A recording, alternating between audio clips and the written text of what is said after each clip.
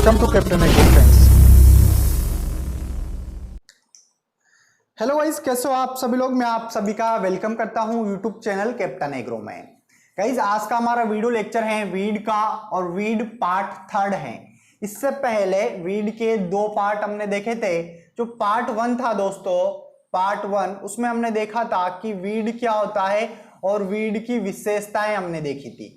अगर आप लोगों ने पार्ट 1 को नहीं देखा है तो पहले आप पार्ट 1 को जाकर देखें, ताकि आप लोगों को अच्छे से समझ में आ सके। जो पार्ट 2 था, जो पार्ट 2, वो हमारा टाइम के चलते थोड़ा सा लेट हुआ था। जो 6 बजे क्लास लगनी चाहिए थी, 6 की जगह पे 7:30 बजे तक क्लास लगी थी, जिसके अंदर हमने क्लासिफिकेशन देखा था। क्या देखा था? क्लासिफिकेशन। अब क्लासिफिकेशन अलग अलग तरीके का होता है, तो इसके अंदर हमने पहला क्लासिफिकेशन देखा था बेस्ड ऑन लाइफ स्पेन, मतलब खरपतवारों की जीवन क्षमता के आधार पर वर्गीकरण। क्या देखा था? एक बार फटाफट से रिवाइज करवा देता हूं। बेस्ड ऑन लाइफ स्पेन, इसमें हमने क्या देखा था? ऐसे खरपतवार देखे थे कि कौन से खरपतवार है जो 1 वर्ष में अपना जीवन चक्र पूरा करते हैं, कौन से ऐसे हैं जो 2 साल में करते हैं, कौन से ऐसे हैं जो बहुवर्षीय हैं। ठीक है, मतलब वापस से देखते हैं। इसके अंदर भी 3 आते हैं। इसके अंदर कितने आते हैं? 3 आते हैं। 3 एक तो आता है 1 वर्षीय, ठीक है, जो 1 वर्ष में अपना जीवन चक्र पूरा करते हैं। दूसरा आता है इसके अंदर द्विवर्षीय, जो 2 वर्ष में अपना जीवन चक्र पूरा करते हैं। अगला आता है बहुवर्षीय, जो कई सालों में अपना जीवन चक्र पूरा करते हैं। 1 वर्षीय के अंदर भी हमने यहाँ पर देखे थे 2। एक तो खरीफ सीजन में जो खरपतवार उगते हैं, दूसरा हमने देखा था रबी में जो उगते हैं। खरीफ सीजन में जो खरपतवार उगते हैं उनका टाइम पीरियड क्या होता है? उनका टाइम पीरियड होता है जून जुलाई में उगना स्टार्ट करते हैं। कब स्टार्ट करते हैं? जून जुलाई में। और कहां तक उगते हैं? ये उगते हैं आपके सितंबर अक्टूबर तक। सितंबर अक्टूबर तक, इस टाइम के बीच बीच में अपना जीवन चक्र, अपना जो लाइफ साइकिल है वो कंप्लीट कर लेते हैं। ऐसे खरपतवार को 1 वर्षीय खरीफ के खरपतवार बोलते हैं। हम बात करें रबी की दोस्तों, तो रबी के सीजन में उगने वाले खरपतवारों को रबी सीजन के खरपतवार बोलते हैं। और अगर हम बात करें कि इनका जो एक तरीके से उगने का टाइम है वो कब है, तो ये उगेंगे सितंबर अक्टूबर से लेकर ये चलते हैं मार्च अप्रैल तक। कब चलते हैं? मार्च अप्रैल तक। तो इस टाइम पे ये अपना लाइफ साइकिल क्या कर लेते हैं? कंप्लीट कर लेते हैं। ऐसे खरपतवारों को क्या बोलते हैं? 1 वर्षीय रबी सीजन में उगने वाले खरपतवार। फिर हमने देखे थे द्विवर्षीय खरपतवार। ऐसे खरपतवार जो अपना जीवन चक्र 2 वर्षों के अंदर पूरा करते हैं। पहले वर्ष के अंदर तो क्या करते हैं? वेजिटेटिव ग्रोथ, मतलब पौधे को जितना बढ़ना होता है उतना वो बढ़ता है। और दूसरे वर्ष क्या करता है? वो बीज बनाता है। क्या करता है? बीज बनाता है, जैसे गाजर। बहुवर्षीय खरपतवार, हमने ऐसे खरपतवार देखे थे जो 2 या 2 से अधिक वर्षों में अपना जीवन चक्र पूरा करते हैं, उनको हम बहुवर्षीय खरपतवार बोलते हैं। इसके अंदर भी ऐसे 2 पड़ते हैं। एक तो आता है ऊडी कास्टिल, जिनमें लकड़ी बनती है, और दूसरा होता है हर्बेसियस, जिनमें कोमल तना होता है। इस तरीके से तो गाइज ये जो था हमारा, ये पार्ट 2 है और काफी ज्यादा मोस्ट इंपोर्टेंट था, क्योंकि वहां पर मैंने आपको इनके एग्जाम्पल बताए थे। एग्जाम्पल में थोड़ी सी मिस्टेक हुई थी, आप लोगों ने नोटिस नहीं किया होगा, लेकिन थोड़ा सा मैं आपको बता देता हूं। इसके अंदर जो एग्जाम्पल मैंने आपको बताया था जंगली चोलाए, क्या बताया था? जंगली चोलाए। बहुत सारे एग्जाम्पल बताए थे, बट मिस्टेक किसमें हुई थी मैं आपको बता रहा हूं। और रबी के अंदर भी मैंने वापस आपको जंगली चोलाई एग्जाम्पल में लिख दिया था। अब दोनों के अंदर जंगली चोलाई नहीं हो सकता, ठीक है ना। तो जंगली चोलाई जो है कौन सा है? खरीफ का। और यहां पर क्या आएगा? आपके जंगली जय आएगा, और जिसका बोटानिकल नेम भी मैंने आपको लिखवाया है, एविना फटवा। क्या लिखवाया है? एविना फटवा। तो गाइस थोड़ा सा इसको आप सही कर लेना, करेक्शन कर लेना। अब बात करेंगे हम पार्ट 3 की। आज का जो हमारा वीडियो लेक्चर है इसमें हम बात करेंगे पार्ट 3 की, और इसमें भी हमारा क्लासिफिकेशन चलेगा। और गाइस ये आपके लिए काफी ज्यादा इंपॉर्टेंट है।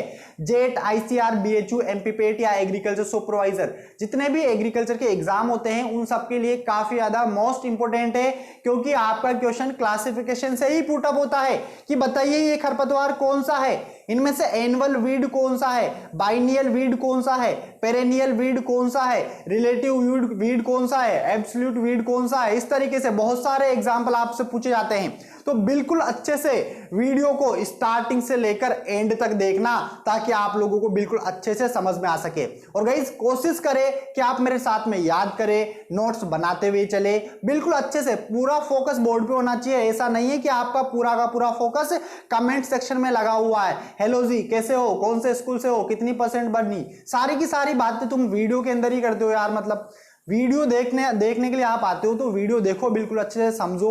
आप वहां पे बातें करते हो, उसकी वजह से जो अदर स्टूडेंट है, जो पढ़ने वाले हैं, वो भी डिस्टर्ब होते हैं। जो भी स्टूडेंट अगर जैसे भाई इनका तो हम कुछ नहीं कर सकते, जो भी हाय हेलो करते रहते हैं, पूछते रहते हैं, पता नहीं जाने किस किस से क्या क्या, तो उनका हम कुछ नहीं कर सकते। जिनको जैसे प्रॉब्लम है तो हम इतना सा कर सकते हैं कि आप जो चैट लिस्ट है उसको आप बंद कर सकते हो वहां से, ताकि उससे कोई डिस्टर्ब हमें नहीं करेगा, और बिल्कुल आपका जो पूरा का पूरा फोकस है वो कहां पर बना रहेगा, बोर्ड पर बना रहेगा। तो चलिए गाइस आज का वीडियो स्टार्ट करते हैं। शुरू करने से पहले जो लोग चैनल पर नए हैं, चैनल को सब्सक्राइब कर ले, पास में जो बेल आइकन है उस पर क्लिक करें, ताकि आने वाले सभी वीडियोस के नोटिफिकेशन आपको टाइम टू टाइम मिलते रहे। चलिए स्टार्ट करते हैं। एक बार आप सभी स्टूडेंट कमेंट सेक्शन में जय जवान जय किसान जरूर लिख दो। जय गणेशाय करते हैं भाई। पहला हमने देखा था जीवन चक्र के आधार पे, जीवन चक्र के आधार पे, ये हमारा कंप्लीट हो गया था। और आज हम देखेंगे based on seed coat, based classify based on seed coat, मतलब इसको हम हिंदी में बोलते हैं बीज पत्र के आधार पर वर्गीकरण। हिंदी में क्या बोलेंगे, बीज पत्र के आधार, बीज पत्र के आधार पर वर्गीकरण। बिल्कुल अच्छे से समझाऊंगा गाइस, बिल्कुल टेंशन नहीं लेनी, सारा समझा के जाऊंगा कि बीज पत्र के आधार पे कैसे वर्गीकरण करते हैं। तो बीज पत्र के आधार पे जो वर्गीकरण किया गया है खरपतवारों का, ये दो तरीके से किया गया है। कितने तरीके से किया गया है, दो तरीके से। दो तरीके कौन कौन से हैं, एक तो होता है आपके मोनोकोट और एक होता है आपके डाइकोट। अब ये क्या होता है, इस चीज को समझना, ठीक है। अगर इनमें आपको दिक्कत आती है तो आज के बाद आपको दिक्कत नहीं आएगी, ठीक है। पहला तो आता है मोनोकोट। मोनोकोट इसको बोलते हैं एक बीज पत्री खरपतवार, एक बीज पत्री खरपतवार। इधर आता है दूसरा डाइकोट, डाइकोट, और इसको बोलते हैं द्विबीज पत्री खरपतवार, द्विबीज पत्री खरपतवार। अब समझते हैं दोनों में डिफरेंस क्या होता है। दोस्तों मोनोकोट तो ऐसे खरपतवार होते हैं, आप लोगों ने देखा होगा, कुछ ऐसे बीज होते हैं जिनमें क्या बन जाती है, दाल बन जाती है। क्या बन जाती है, दाल। इस तरीके से दो टुकड़े हो जाते हैं।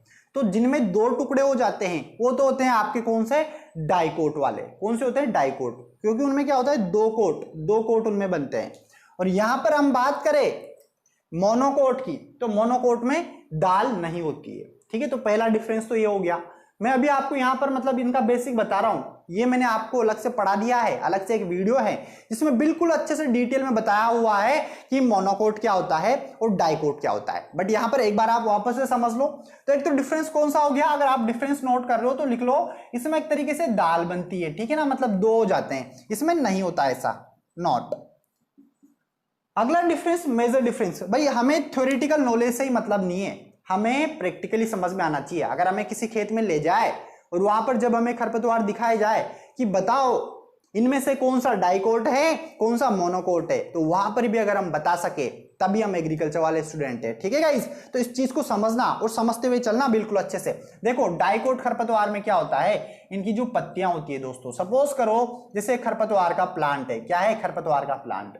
अब इसमें जो पत्तियां होती है उन पत्तियों में क्या होता है, जालीनुमा संरचना पाई जाती है। मेजर डिफरेंस, जालीनुमा संरचना पाई जाएगी। इस तरीके की पत्तियां जो होती है, चाहे वो कोई से भी पौधे में हो, चाहे फसल का पौधा हो या वीड का हो या बड़ा प्लांट हो, कोई सा भी प्लांट हो, अगर इस तरीके की संरचना है, इनको और गहराई से जूम करके देखोगे, देखो भाई इसको थोड़ा सा और पास से, तो क्या होगा, और आपको जालीनुमा संरचनाएं दिखाई देगी, पूरा नेट लाइक स्ट्रक्चर। इसको हम बोलते हैं दोस्तों नेट लाइक स्ट्रक्चर। क्या बोलते हैं, नेट लाइक स्ट्रक्चर बोलते हैं, जालीनुमा, जालीनुमा संरचना, जालीनुमा संरचना।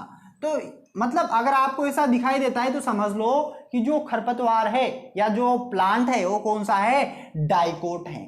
इधर बात करते हैं कि सर इधर क्या होगा, तो दोस्तों इधर क्या होगा, इधर जो प्लांट है, सपोज करो ये प्लांट है, तो इसमें ऐसी पत्तियां नहीं पाई जाएगी। इसके अंदर जो पत्तियां पाई जाएगी, सपोज करो ये पत्तियां हैं, लेकिन इनमें जाल नहीं बनेगा। इनमें जाल ना बन के सीधी लाइन होगी। कैसी लाइन होगी, सीधी लाइन।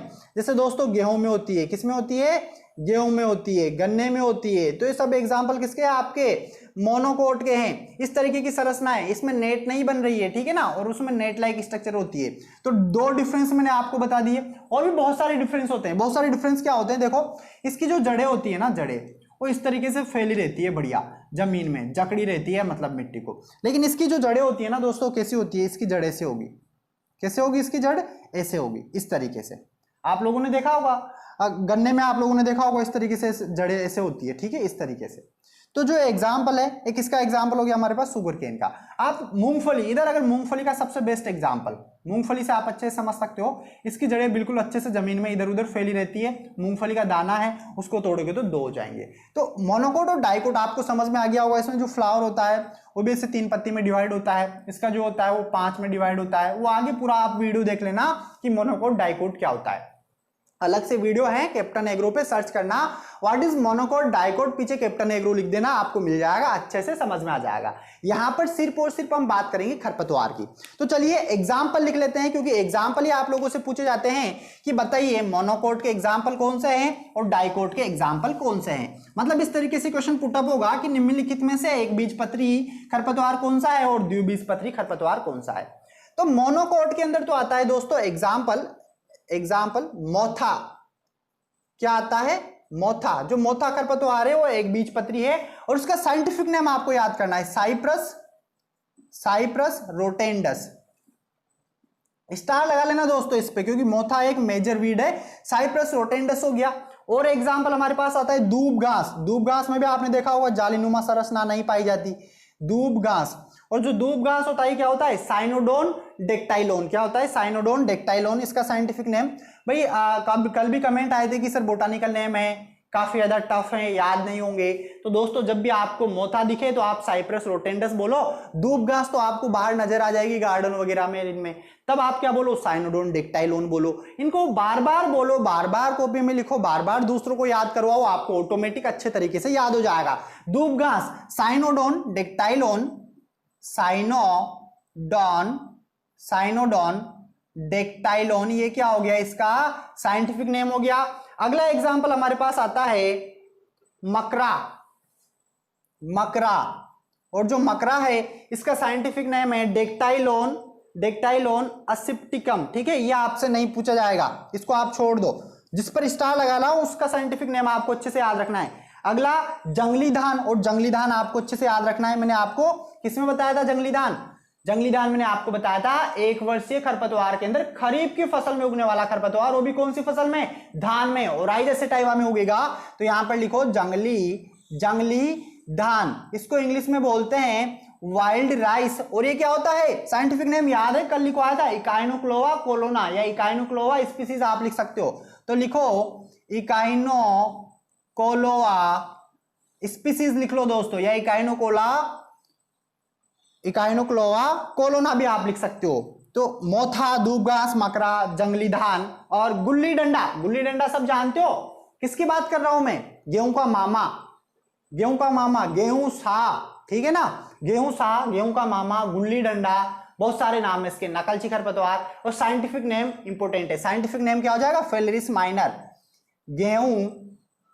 गेहूं का मामा, नकलची खरपतवार, सारे नाम लिख लेना आप, है ना। और साइंटिफिक नेम क्या हो जाएगा, फेलेरिस माइनर हो जाएगा, तो दोस्तों ये जो लिखवा रहा हूं मैं, क्या लिखवा रहा हूं समझ में आ रहा है ना आप लोगों को। थोड़ा सा वहां पर भी रिलेट करते हुए चलना कि जैसे फेलेरिस माइनर है, ये कौन सा खरपतवार है, तो ये 1 वर्षीय खरपतवार है और रबी की फसल में उगता है। जंगली धान जो है ये कौन सा है, खरीफ की फसल में उगने वाला धान है, एनुअल वीड है। अब यहाँ पर मैं एनुअल या बाइनियल की बात नहीं कर रहा, मैं यहाँ पर बात कर रहा हूं मोनोकोट डाइकोट। मतलब ये एक बीजपत्री पादप है, पत्तियों में सीधी सीधी लाइनें बनी होगी, जालीनुमा संरचना नहीं होगी। ठीक है, आगे बढ़ते हैं। अगला एग्जाम्पल आता है जंगली जई। और जंगली जई क्या होता है, एविना फटवा होता है।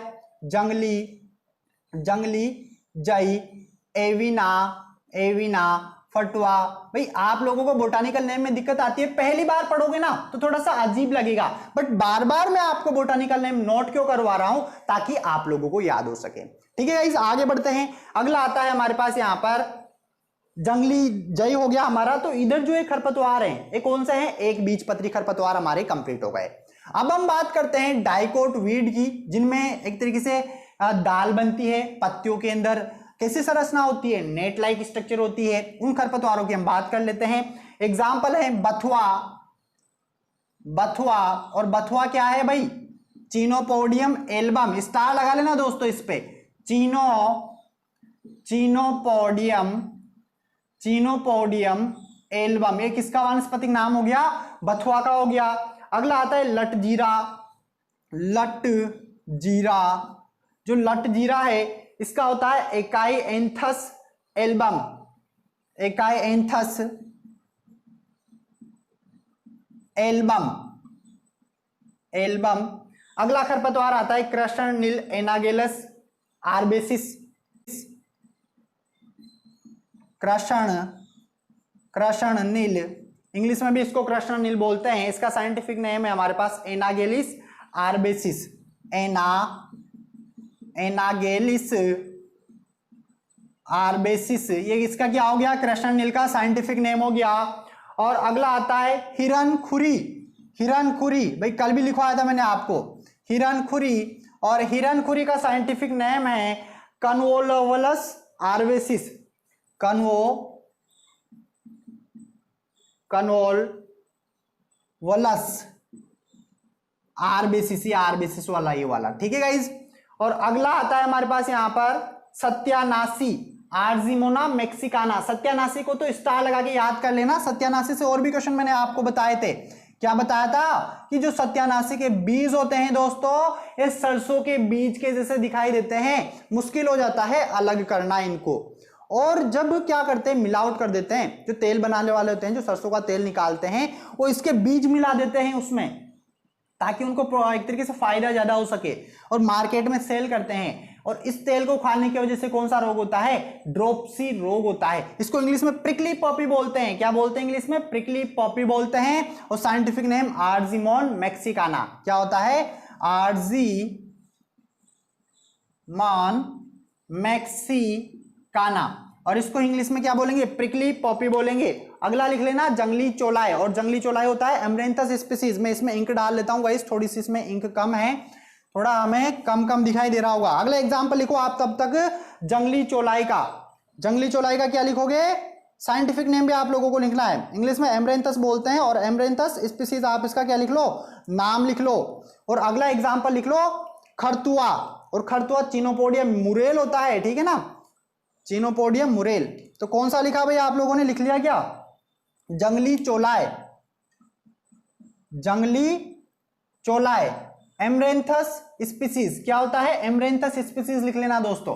तो गाइस ये जो क्लासिफिकेशन था ये दूसरे नंबर का है हमारा, ठीक है, बेस्ड ऑन सीड कोट, जिसमें हमने बिल्कुल अच्छे से देखा कि एक बीजपत्री खरपतवार कौन से हैं और द्विबीजपत्री खरपतवार कौन से हैं। अब हम बात करेंगे अगला थर्ड नंबर पे, और थर्ड नंबर पे हम देखेंगे पत्तियों की बनावट के आधार पर। अब पत्तियों की बनावट के आधार पर ये टॉपिक थोड़ा सा अलग किया हुआ है, बट है यही मतलब, ठीक है ना। मतलब एक तरीके से अधिकतर जो खरपतवार होते हैं डाइकोट, वो कैसे होते हैं, चौड़ी पत्ती वाले खरपतवार होते हैं। कैसे होते हैं, चौड़ी पत्ती वाले खरपतवार होते हैं। और इधर अगर हम बात करें मोनोकोट की, तो ये सकरी पत्ती वाले खरपतवार होते हैं। कौन से होते हैं, सकरी पत्ती वाले। बट ये थोड़ा सा अलग से लिखवा देता हूं ताकि कोई कंफ्यूज आपको ना हो, बिल्कुल अच्छे से आप लोगों को समझ में आ सके। गाइस आपको समझ में आ रहा है कि नहीं आ रहा, आप मुझे कंटिन्यू कमेंट करके बताते रहे, और वीडियो को गाइस लाइक कर दो, और बिल्कुल अधिक से अधिक आपको शेयर करते रहना है। लाइक शेयर कंटिन्यू करते रहे। कोई डाउट है तो आप मुझे कमेंट कर सकते हैं। रफ कर दूं, नोट कर रहे हो या स्क्रीनशॉट ले लो, गाइस आप फटाफट स्क्रीनशॉट ले लो भाई, नोट नहीं कर रहे हो तो। चलिए रफ कर देता हूं मैं इसको। और अगला देखेंगे हम, पत्तियों की बनावट के आधार पर खरपतवार का वर्गीकरण। लिख लो, अगला लिख लो थर्ड नंबर पे, पत्तियों की बनावट के आधार पर खरपतवारों का वर्गीकरण। ये काफी ज्यादा इंपॉर्टेंट टॉपिक है आप लोगों का, इसलिए इसको मैं बिल्कुल डिटेल में 12th के अकॉर्डिंग भी इसको बढ़ा रहा हूं, ठीक है ना। 12th क्लास में भी है, चैप्टर नंबर 4 है, 3 मार्क्स का है, वीड खरपतवार। पत्तियों की बनावट के आधार पर खरपतवार, पत्तियों की बनावट, बनावट इसमें इधर वाला आएगा ही, पत्तियों की बनावट के आधार पर वर्गीकरण। इसके अंदर क्या होता है दो तरीके से इसको भी वर्गीकृत किया हुआ है, इसमें भी ए और बी डाल लेना। चौड़ी पत्ती वाले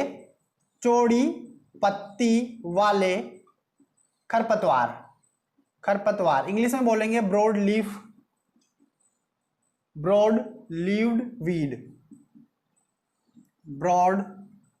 लीव्ड वीड।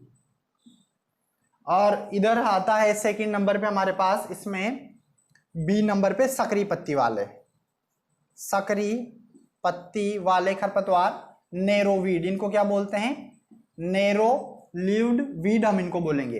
अब यहां पर थोड़ा सा समझना, चौड़ी पत्ती वाले खरपतवार जो मैंने आपको बताया जिनमें क्या होती है, नेट लाइक स्ट्रक्चर होती है। सकरी पत्ती वाले जिनमें ऐसे कैसे लाइनें बनी होती है।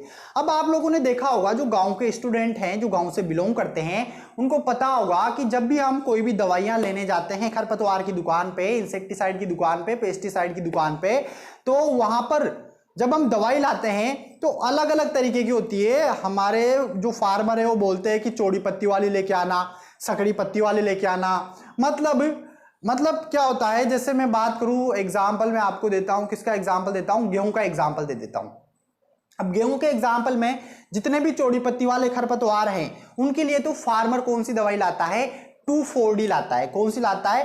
2,4-D। अभी मैं यहां पर एग्जाम्पल जो दवाइयों की बताऊंगा, ये दवाइयां बैन हो चुकी है, 27 दवाइयां हैं जो बैन हुई है, बट थोड़ा सा हम समझने के लिए इस चीज को समझते हैं। चौड़ी पत्ती के लिए जो दवाई लाता है फार्मर खरपतवार को नष्ट करने के लिए, वो कौन सी लाता है दोस्तों? जैसे गेहूं में लाएगा वो 2,4-D। कौन सी लाएगा? 2,4-D लाएगा। अब 2,4-D से क्या होगा? सिर्फ चौड़ी पत्ती वाले खरपतवार ही नष्ट होंगे, बट इसके अलावा दोस्तों एक और मुख्य खरपतवार है गेहूं का, वो कौन सा है? गेहूंसा है। कौन सा है? गेहूंसा, जिसको हम क्या बोलते हैं? फेलेरिस माइनर बोलते हैं। अब जो ये वाला खरपतवार है दोस्तों, ये है सकरी पत्ती का।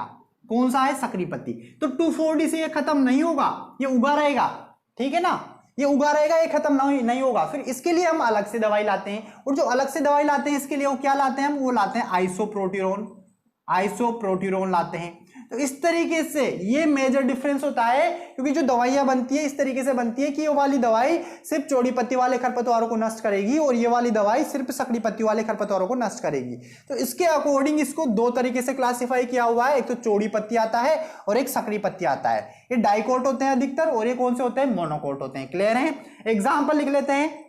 एग्जाम्पल तो आप डाइकोट में तो लिखो एग्जाम्पल, जैसे बथुआ हो गया, कृष्ण नील, बथुआ एग्जाम्पल लिखना दोस्तों, बथुआ कृष्ण नील, हिरन खुरी हो गया, और मकोय जंगली चोलाय,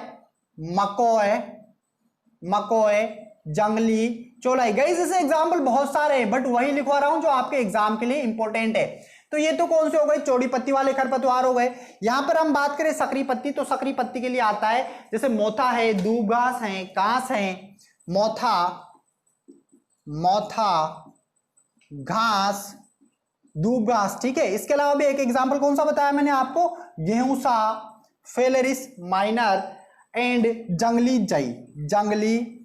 जई। अब दोस्तों एक मतलब नोटिस करना, जो जंगली जई है और जो आपका एमरेंथस स्पीसीज है, ये तो क्या होता है? एविना फटवा या एमरेंथस, इन दोनों में कंफ्यूज मत होना, क्योंकि आगे जंगली लग रहा है, यहां भी जंगली लग रहा है, इसलिए जंगली वाले बहुत सारे पढ़ेंगे हम, ठीक है ना, प्याजी वगैरह बहुत सारे पढ़ेंगे, इसलिए इनको अच्छे से समझते हुए चलना।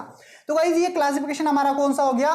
पत्तियों को देखते हुए हो गया। तो 3 तरीके का क्लासिफिकेशन हमने पढ़ लिया। अब हम बात करेंगे अगले क्लासिफिकेशन की, और अगला मोस्ट इंपोर्टेंट है आपके जेट आईसीआर के लिए, खरपतवार फसल संबंध के आधार पर। और इसके लिए मुझे पूरा रफ करना पड़ेगा, स्क्रीनशॉट ले लो फटाफट से, स्क्रीनशॉट ले लो गाइस, फटाफट ले लिया, ठीक है। अब अगला बात करेंगे 4th नंबर पे, हम 4th नंबर पे क्लासिफिकेशन में 4th नंबर डाल लेना, और उसमें लिखना खरपतवार फसल संबंध के आधार पर, खरपतवार फसल संबंध के आधार पर, on the basis of weed crop association.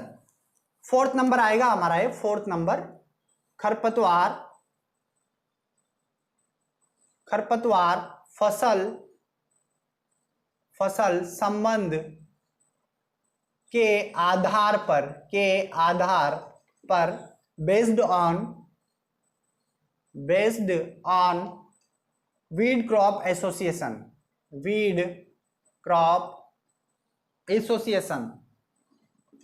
Association.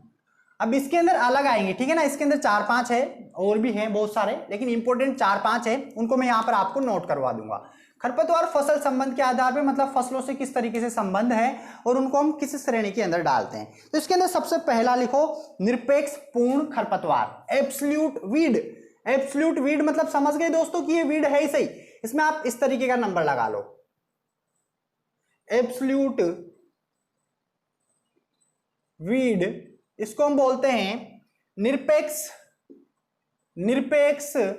पूर्ण खरपतवार। मतलब जितने भी खरपतवार पादप हैं उसको हम इसमें शामिल करते हैं फसल पौधे को छोड़कर, फसली पौधे को छोड़कर। डेफिनेशन नोट करना चाहो तो नोट कर लो, इसके अंदर सभी खरपतवार आते हैं, जितने भी खरपतवार है फसल को छोड़ के, उन सभी खरपतवारों को हम क्या बोलते हैं, एब्सोल्यूट वीड या निरपेक्ष पूर्ण खरपतवार हम बोलेंगे, जो सदैव फसलों को क्या पहुंचाते हैं, हानि पहुंचाते हैं। मतलब सभी खरपतवार जो हमेशा क्या करेंगे, हानि पहुंचाएंगे फसलों को, क्या करेंगे, फसलों को हानि पहुंचाएंगे, ऐसे खरपतवारों को हम बोलते हैं एब्सोल्यूट वीड बोलते हैं। और इसके अंदर सभी खरपतवार का मतलब समझ गए आप। एग्जाम्पल की अगर मैं बात करूं तो एग्जाम्पल आप लोग मुझे बता सकते हो।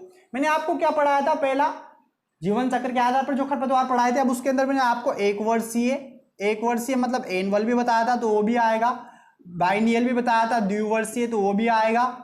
मैंने यहां पर अगला आपको बहुवर्षीय बताया था तो बहुवर्षीय भी आएगा, क्योंकि सारे के सारे खरपतवार किस श्रेणी के अंदर आएंगे, आपके एब्सोल्यूट के अंदर आएंगे। बथुआ, हिरणखुरी, सत्यानाशी वगैरह आप और इसमें लिख सकते हो। बथुआ, हिरणखुरी, प्रिकली पॉपी, सत्यानाशी, आर्जिमोना मैक्सिकाना, ठीक है। तो गाइस ये खरपतवार कौन से हो गए, हमारे एब्सोल्यूट खरपतवार हो गए। मतलब सारे के सारे खरपतवार, जितने भी खरपतवार है फसली पादप को छोड़ के जो फसलों को हानि पहुंचाते हैं, उनको हम क्या बोलते हैं, एब्सोल्यूट वीड बोलते हैं।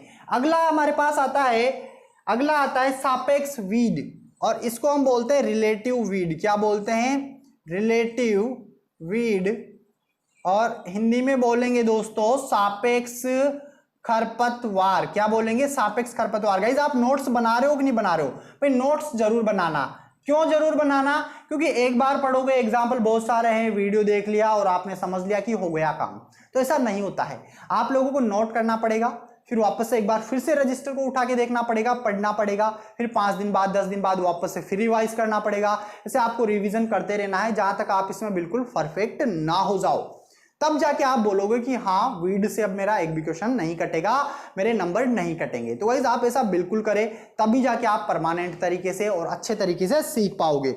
इसकी अगर हम बात करें, भाई जो रिलेटिव वीड होते हैं, सापेक्ष वीड, अब रिलेटिव कौन होते हैं, जैसे हमारे रिलेटिव कौन होते हैं, इंसान, ठीक है ना। तो ऐसे ही यहाँ पर भाई जानवर नहीं होते हमारे रिलेटिव, इंसान होते हैं। तो यहाँ पर सापेक्ष खरपतवार की अगर हम बात करें तो फसली, जैसे हमने जो फसल उगाई है उस फसल को छोड़कर अगर दूसरी फसल के पौधे उस खेत के अंदर उगते हैं तो उनको हम क्या बोलेंगे, रिलेटिव वीड बोलेंगे, क्योंकि वो क्या है, रिलेटिव है, ठीक है हमारे। जैसे यहाँ पर इसमें आप लिखो दूसरी फसलों के पादप, आप अपनी लैंग्वेज में भी लिख सकते हो दूसरी फसलों के पादप, दूसरी फसलों के पादप। एग्जाम्पल में आप इसमें लिख सकते हो, जैसे गेहूं में सरसों उग जाए, चना उग जाए, मटर उग जाए। जैसे गेहूं में सरसों,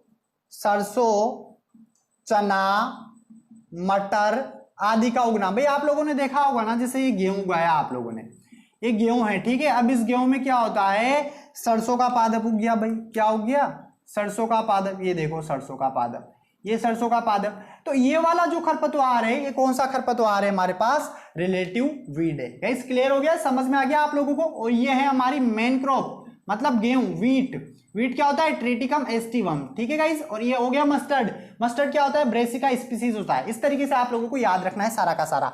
अगला अगर हम बात करें, अगर हम देखें 3rd नंबर पे, अच्छा ये किसकी वजह से होता है, क्वेश्चन जेट में पूछा गया है। तो ये होता है अशुद्ध बुआई की वजह से। अशुद्ध बुआई का मतलब समझ गए कि फार्मर ने बीज लिया, अब उस बीज को अच्छे से उसको देखना चाहिए। अगर उसमें सरसों के बीज हैं गेहूं में, तो पहले ही चलनी की सहायता से अलग कर लो, ताकि जब आप खेत में बुआई करोगे तो वहां पर सरसों के पौधे आपके ना उगे। तो ये अशुद्ध बुआई की वजह से होता है। इसमें लिख लेना किसकी वजह से होता है, तो अशुद्ध बुआई की वजह से होता है, इम्प्योर सोविंग की वजह से होता है। अगला जो इसके अंदर आता है वो आता है नकलची खरपतवार। अब नकलची खरपतवार बहुत सही है, ठीक है ना, नकलची मतलब समझ गए, नकल शकल एक जैसी होगी इनकी, कैसी होगी, नकलची खरपतवार, खरपतवार मतलब नकल शकल एक जैसी होगी, इनको इंग्लिश में बोलते हैं मिमिक्री वीड। क्या बोलते हैं, मिमिक्री वीड।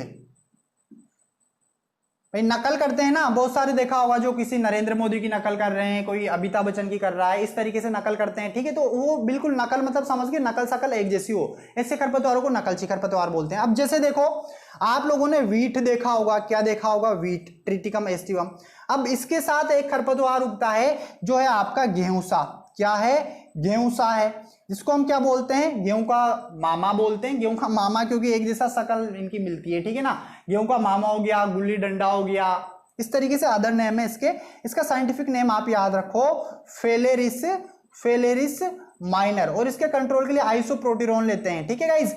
तो ये जो खरपतवार होता है ये गेहूं के जैसा दिखाई देता है, इसलिए हम इसको नकलची खरपतवार बोलते हैं। इसके अलावा मैं बात करूं राइस में, तो राइस में क्या होता है दोस्तों, वाइल्ड राइस उग जाता है।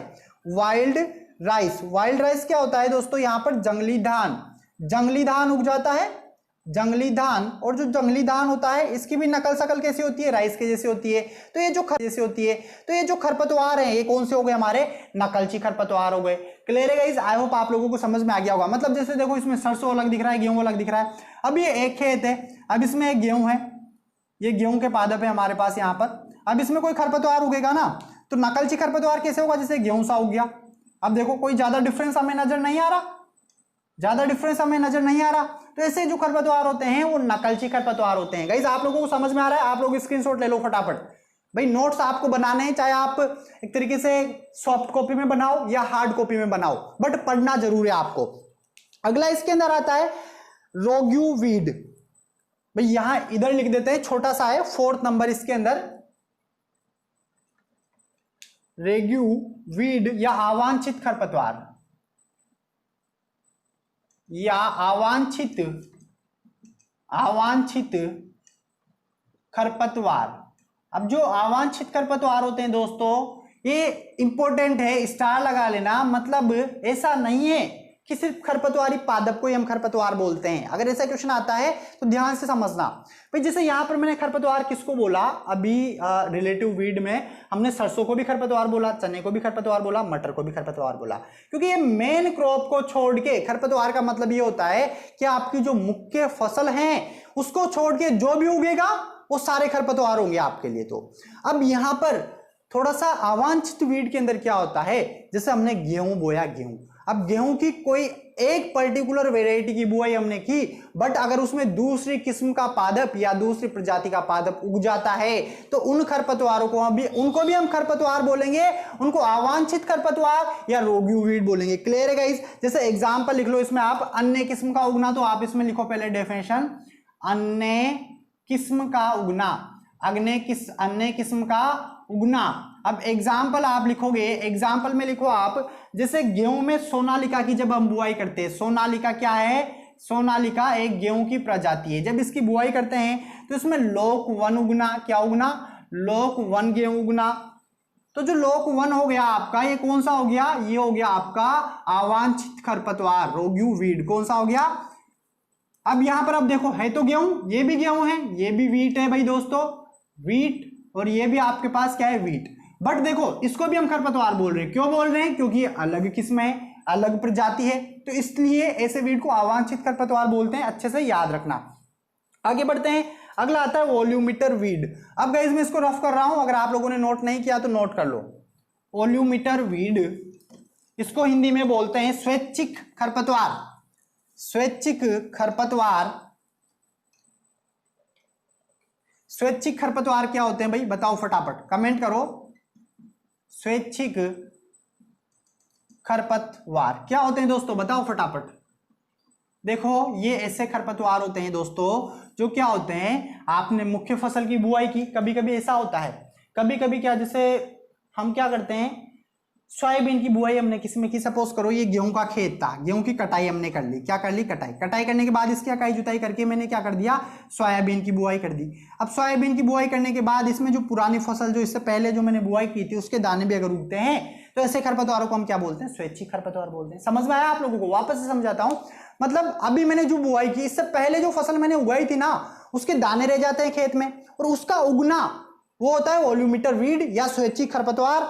इसमें लिख लो मुख्य फसल से पहले बोई गई फसल के पौधों का उगना। अब इसमें एग्जांपल आप अपने तरीके से लिख सकते हो, बहुत सारे, बहुत इजी है, ठीक है। आप इसमें सिर्फ इसकी डेफिनेशन लिख लो, मुख्य फसल से पहले, मुख्य फसल से पहले बोई गई, सोविंग, ठीक है ना, बोई गई फसल का उगना, ऐसे खरपतवारों को हम क्या बोलेंगे, स्वैच्छिक खरपतवार बोलेंगे। आगे बढ़ते हैं और अगला आता है ऑब्जेक्शनेबल वीड, आपत्तिजनक खरपतवार। ऑब्जेक्शनेबल वीड, आपत्तिजनक खरपतवार, इनको इंग्लिश में बोलते हैं ऑब्जेक्शनेबल वीड। अब ऐसे वीड होते हैं दोस्तों जो मतलब बिल्कुल फसली पादप से मिलते जुलते हैं, मतलब उनके जो सीड है ना वो मिलते जुलते हैं, पादप की बात नहीं कर रहा मैं, उनके जो सीड है वो मिलते जुलते हैं। आप इसमें लिख सकते हो एक तरीके से, जैसे मैंने आपको बताया एग्जांपल, जो सत्यानाशी बताया था, सरसों के बीज में मिलावट कर देते हैं उसकी वजह से। तो ये ऐसे खरपतवार होते हैं दोस्तों, इनको अलग कर पाना मुश्किल हो जाता है, कठिन हो जाता है, इनको पहचानना ही कठिन हो जाता है। इनके जो बीज होते हैं उनको पहचानना मुश्किल हो जाता है, अलग करने में काफी ज्यादा कठिनाइयां आती है। तो एग्जाम्पल डायरेक्ट लिख लो, आप लोगों को समझ में आ गया होगा। आप डेफिनेशन भी नोट कर सकते हो गाइस, ठीक है ना। मैंने आपको जैसा कि बताया, इनके जो बीज होते हैं बिल्कुल मिलते जुलते हैं आकार वगैरह में। जैसे सरसों की मैं बात करूं दोस्तों, सरसों, तो सरसों में कौन मिलता है, सत्यानाशी, जो सत्यानाशी के बीज है वो मिल जाते हैं और काफी ज्यादा खतरनाक है। इसके अलावा बरसीम में कासनी के, मैंने जब आपको बरसीम पढ़ाया था तब बताया था कि कासनी अलग करना मुश्किल होता है, कासनी के बीज।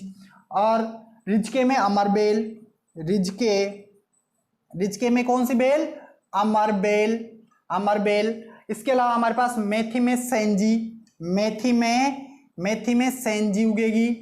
और गेहूं में हिरनखुरी, इसके जो बीज है हिरनखुरी के वो गेहूं के जैसे होते हैं, हिरनखुरी लिख लेना आप पूरा। तो जो ये खरपतवार है कौन से हो गए, आपत्तिजनक खरपतवार हो गए। इसके अलावा एक और टाइप है हमारा, और लास्ट टाइप है, ठीक है ना, मतलब based on weed crop association, खरपतवार फसल संबंध के आधार पर लास्ट टाइप। और लास्ट टाइप आप यहां पर लिख लो, कितने हो गए, 3 4 5 6, यहां पर 6 है दोस्तों। और अब हम बात करेंगे 7 नंबर पे, और 7 नंबर पे आता है नेक्सस वीड, मतलब शैतानी वीड, इनको हम बोलते हैं शैतान खरपतवार। शैतान खरपतवार मतलब ऐसे खरपतवार होते हैं जिनको नष्ट कर पाना बहुत मुश्किल होता है, जिनका नियंत्रण करना बहुत मुश्किल होता है। नियंत्रण मतलब कि दवाइयों से ही नियंत्रण नहीं हो रहा यार, उनका नियंत्रण करना बहुत ही ज्यादा मुश्किल होता है। ऐसे खरपतवारों को हम क्या बोलते हैं, शैतान खरपतवार बोलते हैं। मतलब जैसे धूप घास है, धूप घास आप कितनी भी दवाइयां छिड़क लो, कुछ भी कर लो, उगेगी तो उगेगी ही सही।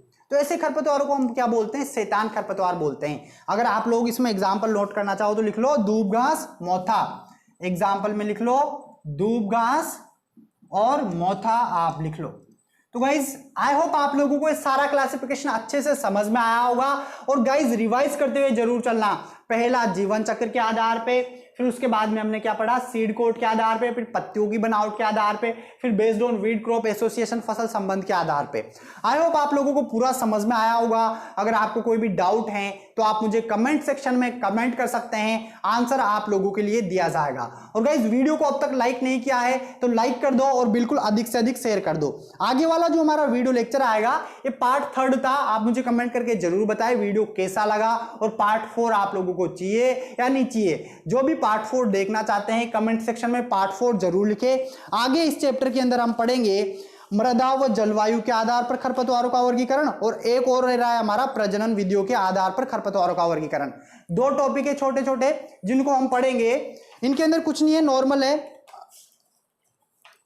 थोड़ा सा बता देता हूं फटाफट, शॉर्ट में बता देता हूं, अलग से फिर हो जाएगा तो दिक्कत हो जाएगी। ठीक है गाइस, फटाफट देख लो जल्दी से, मैं इसको रफ कर देता हूं, आगे फिर हम अलग टॉपिक पढ़ेंगे ताकि क्लासिफिकेशन के हमारे 2 वीडियोस हो जाएंगे। एक तो पार्ट 2 हो जाएगा और एक हमारा कौन सा हो जाएगा, पार्ट थर्ड। इसके अलावा हमें एक्स्ट्रा पढ़ने की जरूरत नहीं पड़ेगी अलग से वीडियो में। 10 मिनट और लगेंगे हमें, 10 मिनट। आप लोगों को समझ में आ रहा है कि नहीं आ रहा, आप मुझे कंटिन्यू कमेंट करते रहे। ये 40 मिनट हो गए हमारे।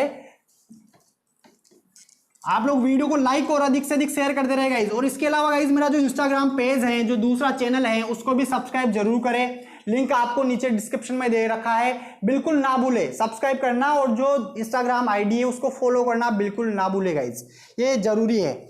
आगे देखते हैं अगला जो खरपतवार है, मतलब क्लासिफिकेशन हमारा चल रहा है। क्लासिफिकेशन में लिखो मृदा और जलवायु के आधार पर वर्गीकरण। कौन सा होगा ये हमारा 5th नंबर, मृदा व जलवायु के आधार पर वर्गीकरण। गाइस थोड़ा सा फास्ट चलूंगा मैं वर्गीकरण, क्योंकि टाइम कम है, आप समझते हुए चलना, ठीक है ना। मतलब मृदा में उगने के आधार पर खरपतवारों का अलग अलग तरीके से वर्गीकरण क्लासिफिकेशन किया हुआ है। पहला आता है जलमग्न भूमियों में उगने वाला। पहला लिख लो, इसमें शॉर्ट में लिख रहा हूं, आप पूरा लिखना। जलमग्न भूमि में उगने वाला, मतलब ऐसे खरपतवार जो पानी भरा रहेगा उसमें भी उगेंगे, ऐसे खरपतवारों को हम जलमग्न खरपतवार बोलेंगे। और इसके एग्जाम्पल जैसे किस किस में उगेंगे, नदियों में उगेंगे, तालाब में उगेंगे, नहर में उगेंगे। वो सारे के सारे जो खरपतवार होते हैं वो कौन से होते हैं, जलमग्न होते हैं। इसके एग्जाम्पल है दोस्तों, एक तो जलकुंभी हो जाएगा, जलकुंभी हो जाएगा, और जंगली धान, जो जंगली धान होता है भी पानी में उगता है, जंगली धान। तो ये होते हैं जलमग्न भूमि में उगने वाले। कहां कहां पर उगेंगे ये, नदियों में उगेंगे, तालाब में उगेंगे, नहर में उगेंगे, एक्सेट्रा, जहां पर भी पानी भरा होगा ना वहां पर उगेंगे। तो इसके अंदर पहला हो गया। दूसरा इसके अंदर आता है ड्राईलैंड वीड, मतलब शुष्क भूमि में उगने वाले। शुष्क भूमि मतलब जहां पर पानी की कमी है वहां पर भी खरपतवार उगते हैं। आप लोगों ने देखा होगा जहां पर पानी बिल्कुल नहीं है ना वहां पर भी खरपतवार उगेंगे। कैसे उगते हैं, झाड़ियां उगती है, तो वो भी क्या है, खरपतवार है। किस प्रकार के खरपतवार है, वो किस प्रकार के हैं, मृदा और जलवायु के आधार पर वर्गीकरण किया हुआ है, और ड्राईलैंड वीड है वो। कौन से, ड्राईलैंड वीड। इसमें एग्जाम्पल लिखो, झड़बेरी, एग्जाम्पल में लिख लेना, झड़बेरी हो जाएगा। इसके अलावा हमारे पास नागफनी, भाई नागफनी आप लोगों ने देखा होगा, नागफनी है। और हमारे पास बायसुरी है, जाऊसा है आदि, बायसुरी, जाऊसा आदि एक्सेट्रा लिख लेना आप इसमें। तो ये कौन से हो गए हमारे पास, ड्राईलैंड, मतलब एक तरीके से झाड़ियां वगैरह जितनी भी है, जो एक तरीके से जहां पे पानी की कमी होती है, बिल्कुल सूखा रहता है, वहां पर जो खरपतवार उगते हैं उनको हम बोलते हैं ड्राईलैंड वीड बोलते हैं। क्लियर है गाइस, थोड़ा सा फास्ट चल रहा हूं बट आप समझते हुए चलना या आप नोट करते हुए चलना। आगे बढ़ते हैं, अगला आता है वीड ऑफ कल्टिवेटेड लैंड, कृषि क्षेत्र के खरपतवार, कृषि क्षेत्र के खरपतवार। अब इसके नाम से पता चल रहा होगा, इंग्लिश में बोलेंगे इसको कल्टिवेटेड वीड खरपतवार। क्या बोलेंगे, वीड्स ऑफ कल्टिवेटेड लैंड, नाम से समझ में आ रहा होगा। मतलब ऐसे खरपतवार जो जहां पर हम फसल की बुआई करते हैं वहां पर जो खरपतवार उगते हैं उनको हम क्या बोलते हैं, इसके अंदर क्या बोलते हैं, कृषि क्षेत्र के खरपतवार बोलते हैं। मतलब कृषि भूमि में उगने वाले जितने भी खरपतवार है, सभी खरपतवार। तो इसमें आप लिख लो ऑल वीड्स, सभी खरपतवार आएंगे इसके अंदर। और अगला आता है इसके अंदर last, weed of non agriculture area, weed of non agriculture area. मतलब दोस्तों इसमें क्या होगा, ऐसे खरपतवार नॉन एग्रीकल्चर एरिया, मतलब समझ गए कि जहां पर हम खेती नहीं करते ना वहां पर उगेंगे। जैसे कहां उगेंगे, रोड के किनारे पे उगेंगे, रेल के किनारे पर उगेंगे, कहीं पर उग जाएंगे, क्रिकेट के मैदान में उग जाएंगे, उनको हम क्या बोलेंगे, उनको हम बोलेंगे नॉन एग्रीकल्चर एरिया में उगने वाले खरपतवार, या हिंदी में इसको हिंदी में क्या बोलेंगे, एक तरीके से अकृषि क्षेत्र में उगने वाले खरपतवार। ठीक है गाइज, एग्जाम्पल, जैसे एग्जाम्पल लिख लो, लेंटेना कैमरा सत्यानाशी कांस, लेंटेना कैमरा सत्यानाशी कांस एक्सेट्रा। और कहां कहां पर उगेंगे, तो लिख लो रोड, सड़क मतलब, और रेल मार्ग, औद्योगिक क्षेत्र के किनारे। आप लोगों ने देखा होगा जहां पे कोई प्लांट है, औद्योगिक क्षेत्र है, उसके आसपास उग जाएंगे। तो ऐसे खरपतवारों को हम क्या बोलेंगे, नॉन एग्रीकल्चर एरिया वीड बोलेंगे। तो गाइस ये कौन सा हो गया हमारा, 5th नंबर का हो गया, मृदा और जलवायु के आधार पर। चलिए एक और रहा है हमारा लास्ट, फटाफट से देख लेते हैं। ये आप लोगों को लग रहा होगा कि सर बहुत फास्ट चल रहे हैं, बट गाइस थोड़ा सा टाइम की दिक्कत है, बस अब हमें इसमें 2 से 5 मिनट लगेंगे, जिसमें हमारा ये कंप्लीट हो जाएगा। आप लोगों को समझ में आ रहा होगा। आप थोड़ा सा वीडियो को स्लो करके भी देख सकते हो, वैसे इतना ज्यादा फास्ट भी नहीं है, ठीक है। जो कोचिंग होती है उनमें जहां पर 100-100 200-200 बच्चे बैठते हैं, अभी तो खैर बैठेंगे नहीं कोरोना की वजह से, वहां पर टीचर वगैरह इतने फास्ट चलते हैं कि बहुत सारे स्टूडेंट तो लिख ही नहीं पाते हैं। बट गाइज यहाँ पर आप लोग स्क्रीनशॉट ले लिया करो फटाफट से, ताकि आप बाद में नोट कर सको। 6 नंबर पे लिखो प्रजनन विधियों के आधार पर खरपतवारों का वर्गीकरण। प्रजनन विधियों के आधार पर खरपतवारों का वर्गीकरण। खरपतवारों का वर्गीकरण। अब इसमें जो वर्गीकरण है 3 तरीके का वर्गीकरण है। मतलब ऐसे खरपतवार जिनमें प्रजनन एक तो बीज से होता है, बीज के द्वारा नए पादप बनाते हैं। पहला इसमें लिखो बायसीड। अगला आता है इसके अंदर वानस्पतिक और अगला आता है इसके अंदर दोनों। मतलब समझना, इसमें से खरपतवार हैं जो नए पौधे किससे बनाते हैं, बीज से बनाते हैं। और इसमें से खरपतवार है जो नए पौधे किससे बनाते हैं, जैसे वानस्पतिक भाग से, जैसे जड़ से बना लेंगे, तने से बना लेंगे, जड़ तना पत्ती आदि से बना लेंगे, उनको हम बोलेंगे वानस्पतिक प्रजनन वाले। जो बीज से बनाएंगे वो बीज प्रजनन वाले, और जो दोनों से मतलब जड़ से भी बनाए, एक तरीके से वानस्पति से बनाएंगे और बीज से बनाएंगे, वो दोनों किसमें आ जाएंगे, इसके अंदर आ जाएंगे। तो इसके अंदर जैसे कृष्ण नील हो गया, सत्यानाशी, घेऊसा, बथुआ आदि। और इधर अगर हम बात करें तो दूबघास मोथा, और इसमें दोनों आ जाएंगे, दोनों बॉथ। क्लियर है गाइस? तो गाइस ये हमारा क्लासिफिकेशन कंप्लीट हो गया, वीड का क्लासिफिकेशन हमारा कंप्लीट हो गया, और आप लोगों को बिल्कुल अच्छे से समझ में आया होगा। क्लासिफिकेशन के 2 वीडियो है, एक तो पार्ट 2 है और एक पार्ट 3 है, ये वाला। इससे पहले वीड का बेसिक पार्ट 1 है। अगला हमारा वीडियो लेक्चर आएगा पार्ट 4 का। भाई जिसको पार्ट 4 देखना है आप कमेंट सेक्शन में पार्ट 4 जरूर लिखें, और आप वीडियो को लाइक कर दे, अधिक से अधिक शेयर कर दे, मुझे कमेंट करके जरूर बताएं वीडियो कैसा लगा। शेयर कर दे, मुझे कमेंट करके जरूर बताएं वीडियो कैसा लगा। जो लोग चैनल पर नए हैं चैनल को सब्सक्राइब कर ले। जो मेरा दूसरा चैनल है लव प्रकाश गो में, उसका लिंक नीचे डिस्क्रिप्शन में है, उसको सब्सक्राइब करना बिल्कुल ना भूले।